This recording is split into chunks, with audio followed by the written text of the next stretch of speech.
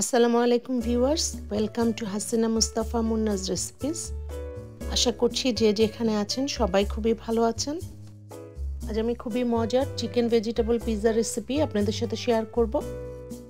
ঘরে থাকা অল্প কিছু উপকরণ দিয়ে কিভাবে খুব সহজেই হোমমেড পিৎজা বানানো যায় সেটাই আজকে আমি আপনাদেরকে দেখাবো। আমার আজকের এই ভিডিওটি ভালো লাগলে প্লিজ লাইক করবেন, শেয়ার করবেন। যারা এখনও আমার চ্যানেলটিকে সাবস্ক্রাইব করেননি প্লিজ সাবস্ক্রাইব করবেন। আর যারা অলরেডি সাবস্ক্রাইব করেছেন তাদেরকে অসংখ্য ধন্যবাদ। প্রথমে আমি পিৎজা ডো বানিয়ে নিব। পিৎজা ডো বানানোর জন্য আমি প্রথমে কুসুম গরম পানি নিয়ে নিচ্ছি 3/4 কাপ। এর মধ্যে দিয়ে দিচ্ছি 1 টিস্পুন চিনি, লবণ দিয়ে দিচ্ছি স্বাদ মতো, ইস্ট দিয়ে দিচ্ছি 1 প্যাকেট। আমি ফাস্ট রাইজিং ইনস্ট্যান্ট ইস্ট নিয়েছি। এখন ইস্টের এই মিশ্রণটাকে ভালো করে মিশিয়ে নিচ্ছি।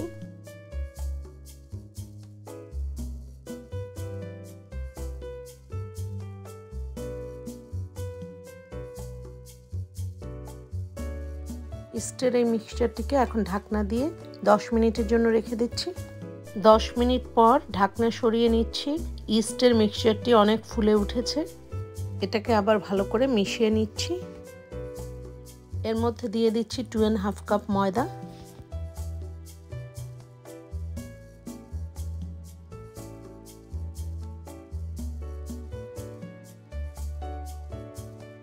সব ইনগ্রেডিয়েন্টসগুলোকে আবার ভালো করে মিক্স করে নিচ্ছি।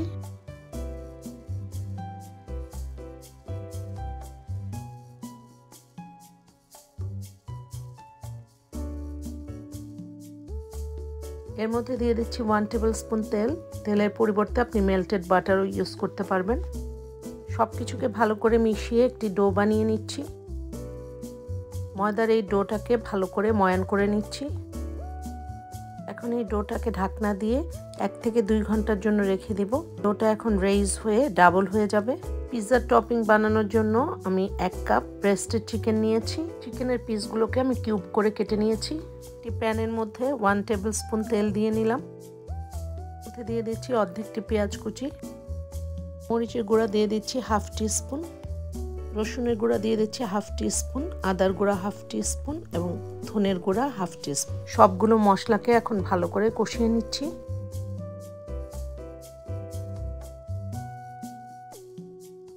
এর মধ্যে এখন চিকেনের পিসগুলো দিয়ে দিচ্ছি।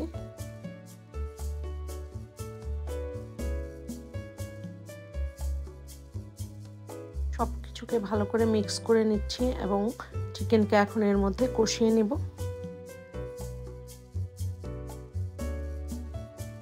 দিয়ে দিচ্ছি লবণ 1/2 টিস্পুন। চিকেনকে স্টার ফ্রাই করার পর এর মধ্যে দিয়ে দিচ্ছি রেড, ইয়েলো এবং অরেঞ্জ বেল পেপার। আপনি আপনার পছন্দ অনুযায়ী যে কোনো টপিংই পিৎজার জন্য ইউজ করতে পারবেন। পিৎজা টপিংয়ের জন্য ভেজিটেবল এবং চিকেনের পরিমাণও আপনি আপনার পছন্দ অনুযায়ী কম বেশি করতে পারবেন। ভেজিটেবলকে এখন চিকেনের সাথে মিশিয়ে নিচ্ছি।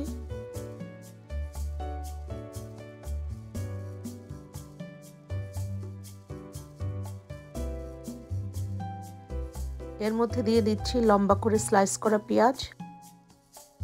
সব কিছুকে ভালো করে স্টার ফ্রাই করে নিচ্ছি। 1 ঘন্টা পর ডো থেকে ঢাকনা সরিয়ে নিচ্ছি। ডো ফুলে ডাবল হয়ে গেছে।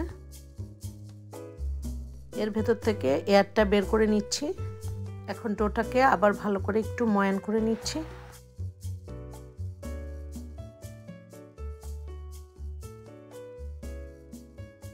ডোটাকে আমি এখন এভাবে টাকিন করে নিচ্ছি।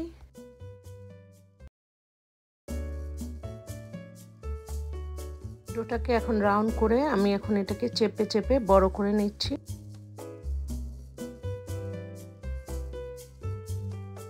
একটি ফ্ল্যাট সারফেসের উপরে ময়দা ছিটিয়ে নিয়ে আঙ্গুল দিয়ে চেপে চেপে ডোটাকে আমি স্প্রেড করে নিচ্ছি।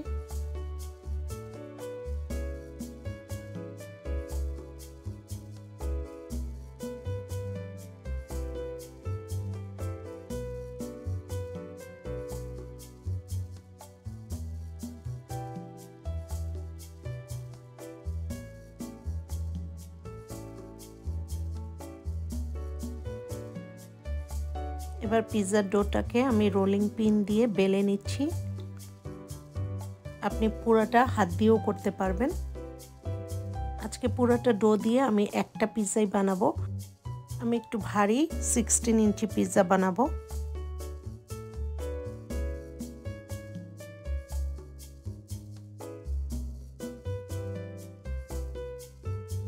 পিৎজার রুটিটাকে আমি একটি 16 ইঞ্চি পিৎজা প্যানের মধ্যে নিয়ে নিয়েছি। এর মধ্যে আমি অয়েল ব্রাশ করে দিচ্ছি। পিৎজার রুটিটার উপরে এখন আমি পিৎজা সস দিয়ে দিচ্ছি। আজকে আমি রাগু ব্র্যান্ডের পিৎজা সস ইউজ করছি। আপনি ঘরে বানানো পিৎজা সস ইউজ করতে পারেন। আমার চ্যানেলে আরেকটি পিৎজার রেসিপি আছে, সেখানে আমি পিৎজা সস বানিয়ে নিয়েছি, আপনি চাইলে দেখে নিতে পারেন। পিৎজা সসকে আমি পিৎজা রুটিটার উপরে ভালো করে স্প্রেড করে নিচ্ছি।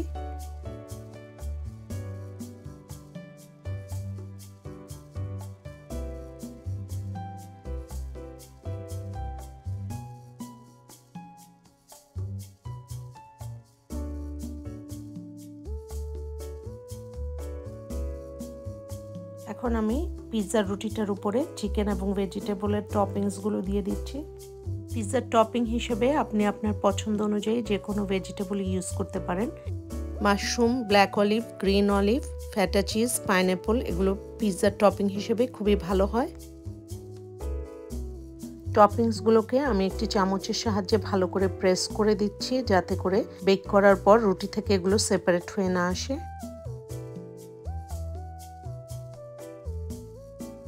এখন দিয়ে দিচ্ছি মজারেলা চিজ। আপনি যে কোনো চিজই ইউজ করতে পারেন।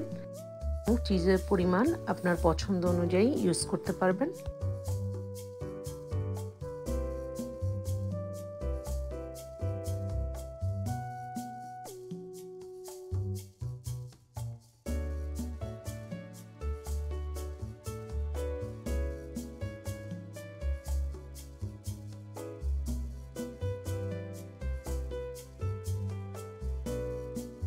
এই পিৎজাকে আমি 400 ডিগ্রি ফারেনহাইটে 15 মিনিটসের জন্য বেক করব। 400 ডিগ্রি ফারেনহাইটে 15 মিনিটস বেক করার পর তৈরি হয়ে গেল খুবই মজার পিৎজা।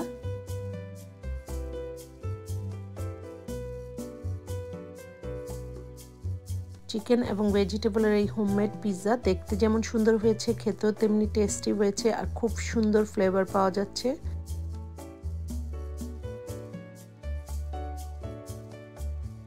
আমার আজকের এই রেসিপিটি ফলো করে আপনারাও খুব সহজে ঘরে থাকা উপকরণ দিয়ে বানিয়ে ফেলতে পারেন এই পিৎজা।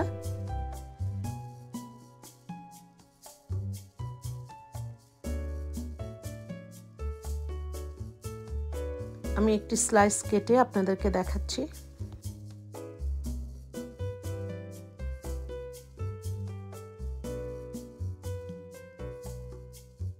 আমার আজকের এই ভিডিওটি ভালো লাগলে প্লিজ লাইক করবেন, শেয়ার করবেন।